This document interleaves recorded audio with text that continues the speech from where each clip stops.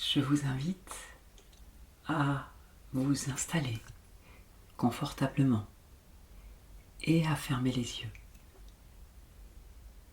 Cette séance s'adresse directement à votre sommeil comme pour l'amener à activer tous ces mécanismes qui vont vous permettre d'y plonger profondément et de vous sentir ressourcé, apaisé, mais aussi en pleine forme quand viendra le moment du réveil.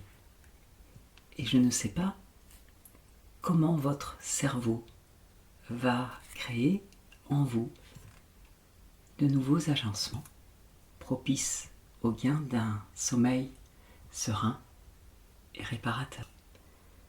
Mais ce que je sais, c'est que c'est votre inconscient qui sera à la manœuvre pour reprogrammer votre sommeil.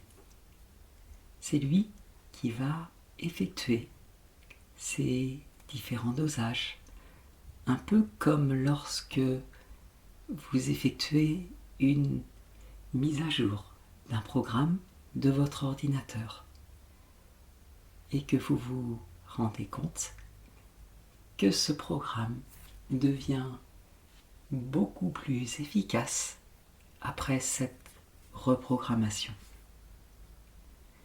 Peu importe que vous ayez besoin de beaucoup ou de peu d'heures de sommeil, le plus important est de vous concentrer sur l'essentiel de ce qu'il vous est nécessaire de disposer pour rencontrer rapidement un sommeil serein.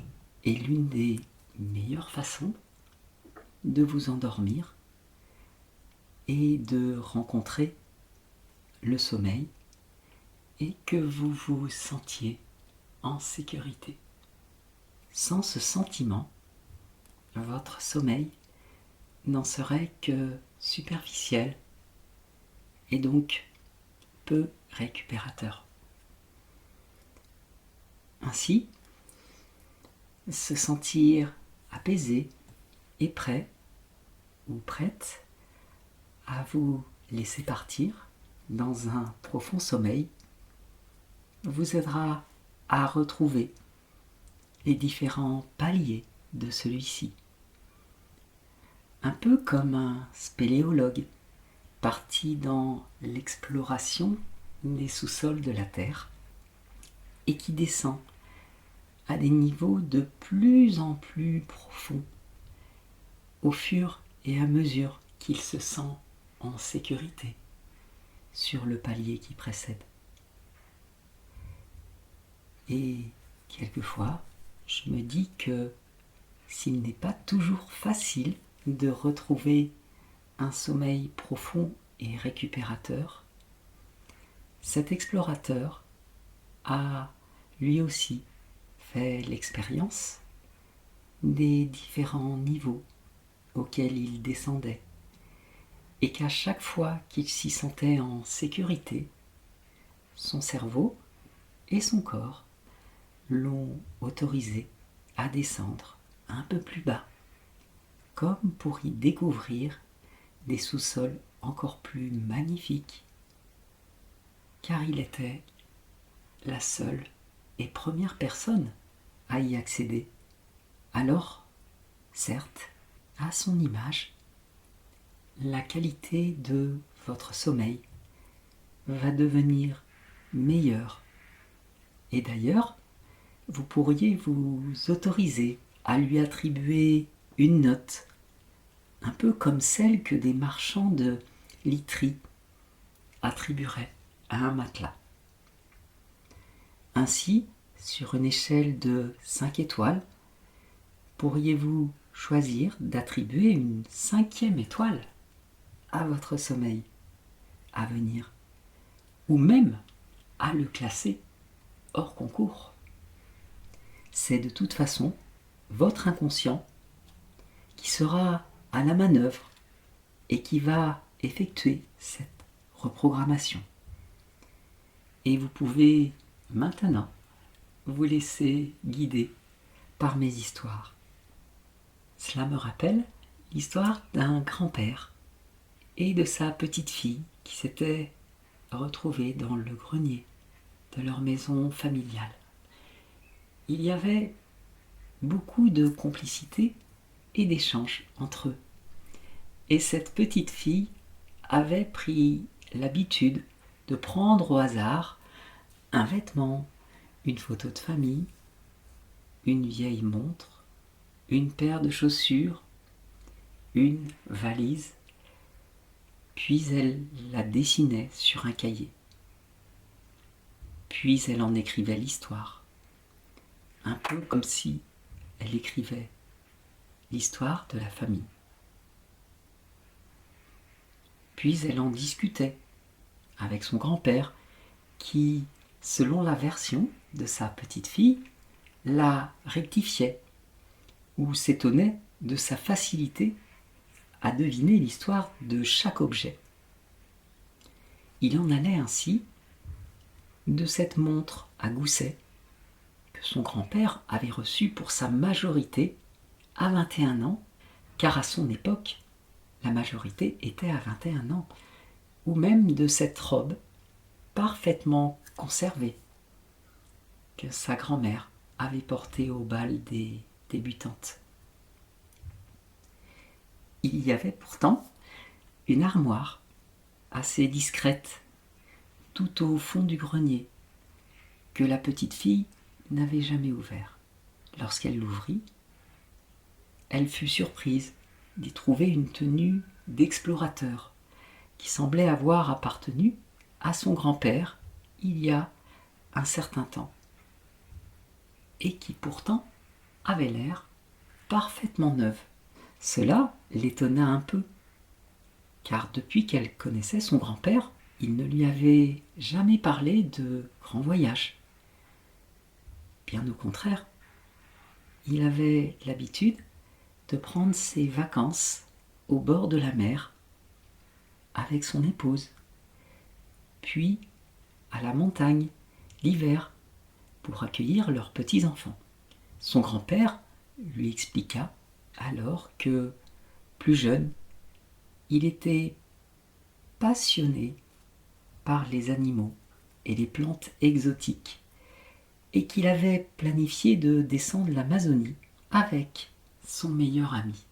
C'était à cette occasion qu'il s'était acheté cette merveilleuse tenue.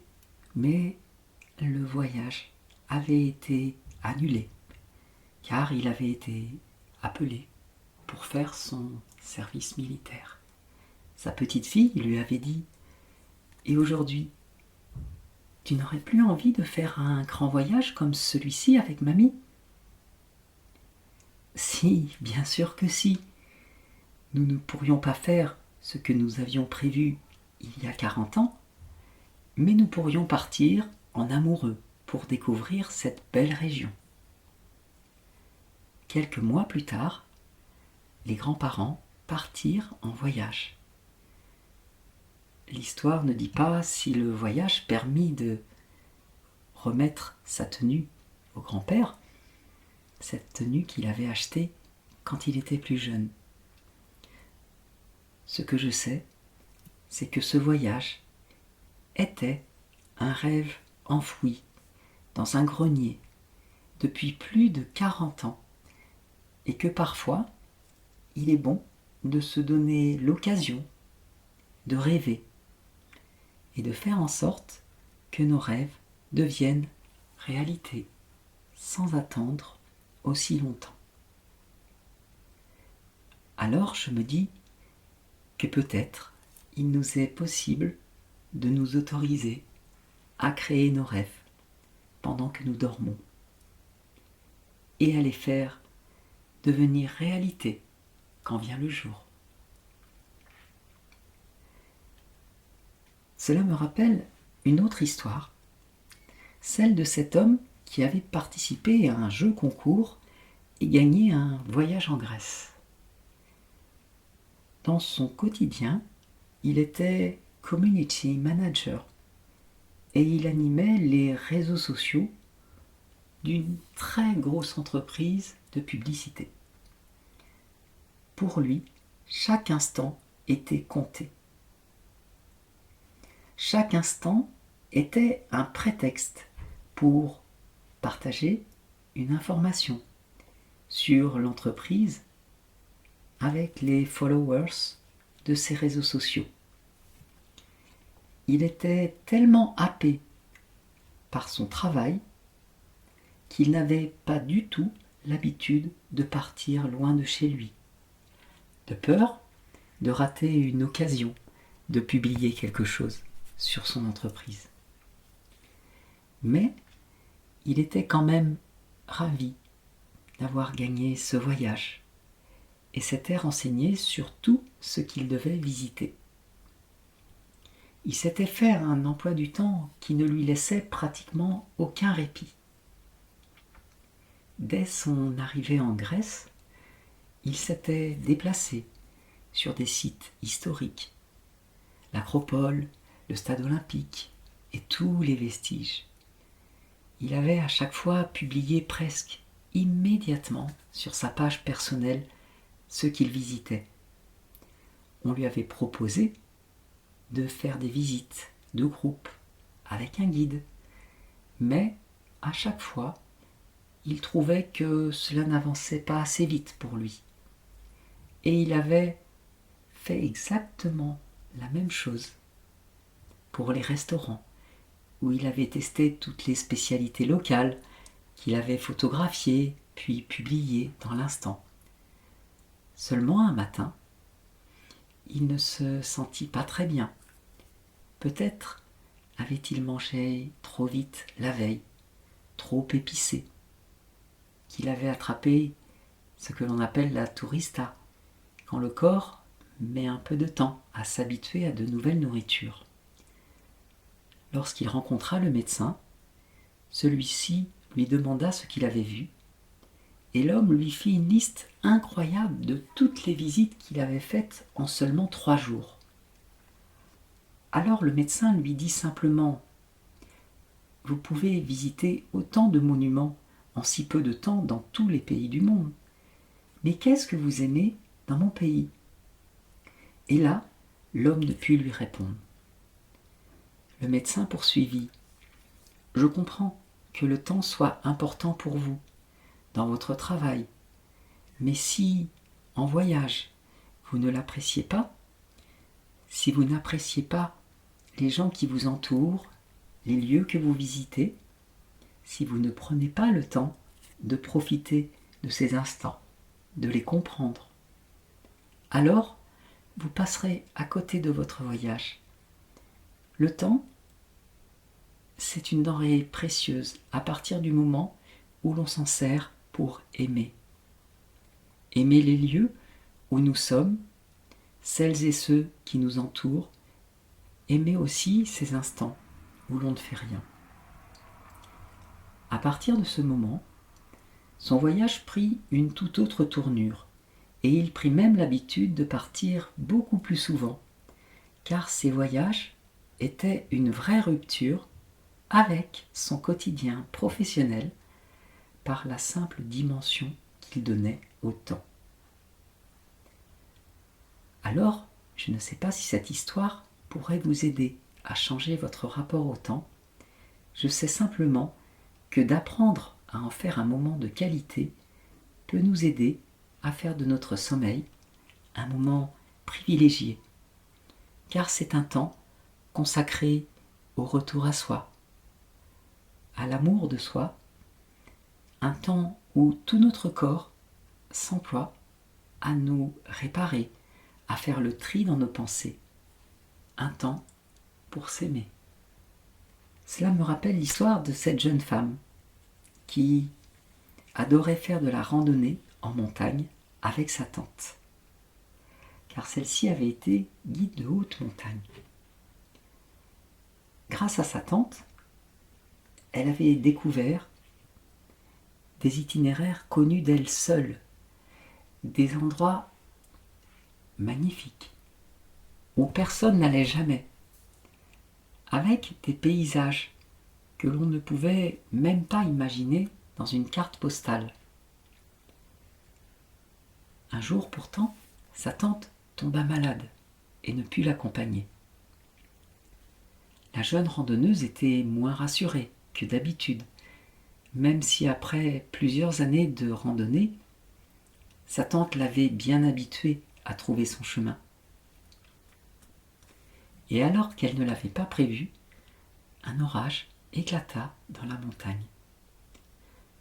La jeune femme trouva un abri tant bien que mal, mais lorsqu'elle observa le ciel, elle comprit que le temps n'allait pas s'arranger, et peut-être même qu'il allait empirer.